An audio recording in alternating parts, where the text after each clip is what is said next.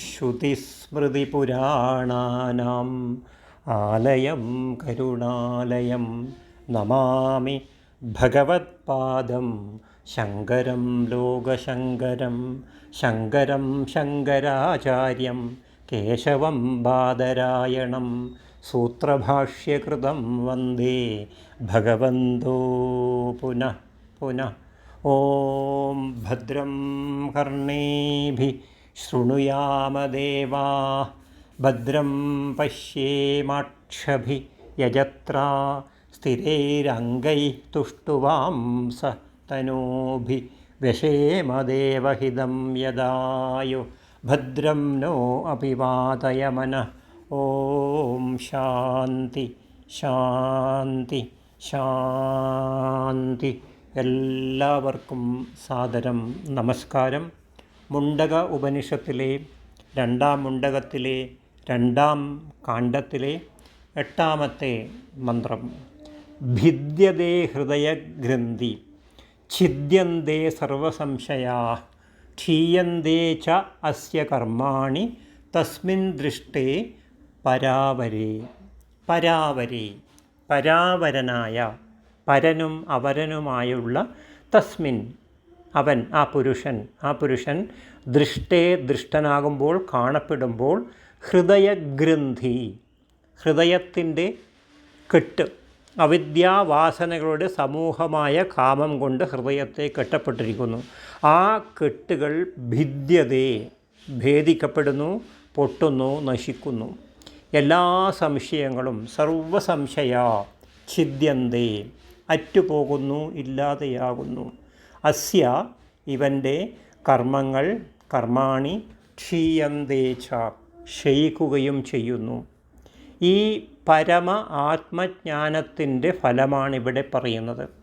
കാരണരൂപത്തിൽ പരനായും കാര്യരൂപത്തിൽ അപരനായും സംസാരഹീനനായും സർവജ്ഞനായുള്ള പുരുഷനെ താൻ തന്നെ എന്ന് സാക്ഷാൽ ദർശിക്കുമ്പോൾ കാണുമ്പോൾ അവിദ്യാവാസനകളുടെ സമൂഹമാകുന്ന സ്വരൂപത്തോടു കൂടിയതും ബുദ്ധിയെ ആശ്രയിച്ചിരിക്കുന്നതുമായ കാമം, ഇതാണ് ഹൃദയത്തിൻ്റെ കെട്ടെന്ന് പറയുന്നത്.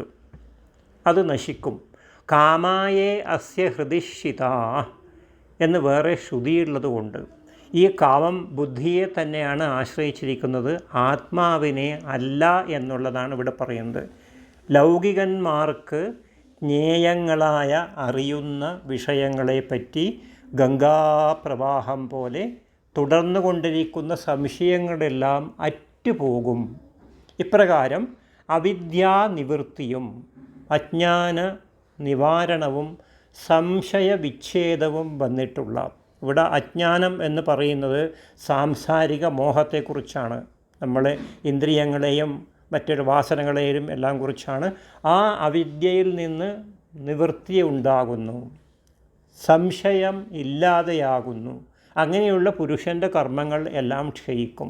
വിജ്ഞാനോൽപ്പത്തിക്ക് മുമ്പുള്ളവയും ജന്മാന്തരത്തിൽ ഉള്ളവയും ജ്ഞാനോൽപ്പത്തിയോട് ഒരുമിച്ച് തന്നെ ഉണ്ടായിട്ടുള്ളതുമായി ഫലം ആരംഭിക്കാതെയുള്ള കർമ്മങ്ങളെല്ലാം നശിക്കുമെന്ന് സാരം. എന്നാൽ ഈ ജന്മത്തിന് കാരണമായ കർമ്മങ്ങൾ ഫലം ആരംഭിച്ചവയായതുകൊണ്ട് അത് ക്ഷയിക്കയില്ല. ഇപ്രകാരം സർവകർമ്മങ്ങളും ക്ഷയിക്കുമ്പോൾ സംസാര കാരണം മുഴുവൻ നശിക്കുന്നത് കൊണ്ട് മുക്തനായി തീരുന്നു എന്ന് സാരം. അപ്പോൾ ഇവിടെ പറയുന്നത് സംസാരമാകുന്ന സാഗരത്തിൽ നമ്മൾ ഓരോരോ കാരണങ്ങൾ പല കാര്യങ്ങളും ചെയ്തുകൊണ്ടിരിക്കുന്നു.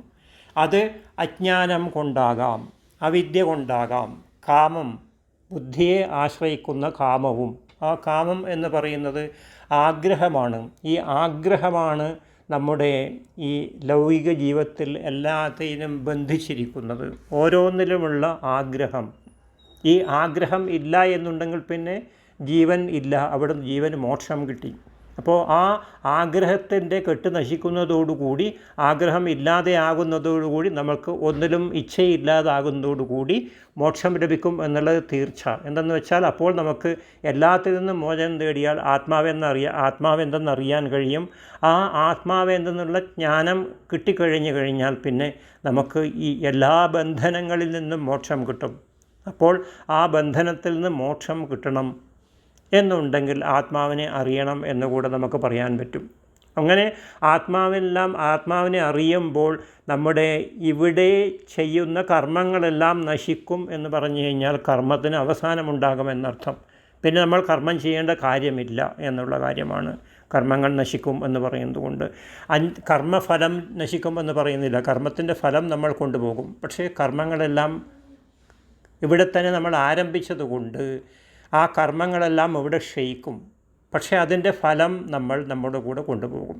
അപ്പോൾ ഇവിടെ എല്ലാ സർവ്വകർമ്മങ്ങളും ക്ഷയിക്കുമ്പോൾ ഈ സംസാരമാകുന്ന മായാമോഹങ്ങളുമായി ഒരു ബന്ധവും ഇല്ലാത്തത് കൊണ്ട് ഇതിൽ നിന്നെല്ലാം മുക്തനായി തീരുന്നു എന്നുള്ള കാര്യമാണ് ഈ മന്ത്രത്തിൽ പറയുന്നത്. അപ്പോൾ പരമാത്മജ്ഞാനത്തിൻ്റെ ഫലം എന്താണ്? നമ്മുടെ ആത്മാവിൻ്റെ സ്വന്തം ആത്മാവ്, പരമാത്മാവ്, ഇതിനെല്ലാം കുറിച്ച് അറിഞ്ഞു കഴിഞ്ഞാൽ പിന്നെ ഈ സംസാര സാഗരത്തിലെ എല്ലാ ബന്ധനങ്ങളിൽ നിന്നും മുക്തനാവുകയും എല്ലാത്തിൽ നിന്നും മോചനം നേടുകയും ചെയ്യും എന്ന് ആണ് ഈ മന്ത്രത്തിലൂടെ നമുക്ക് പറഞ്ഞു തരുന്നത്.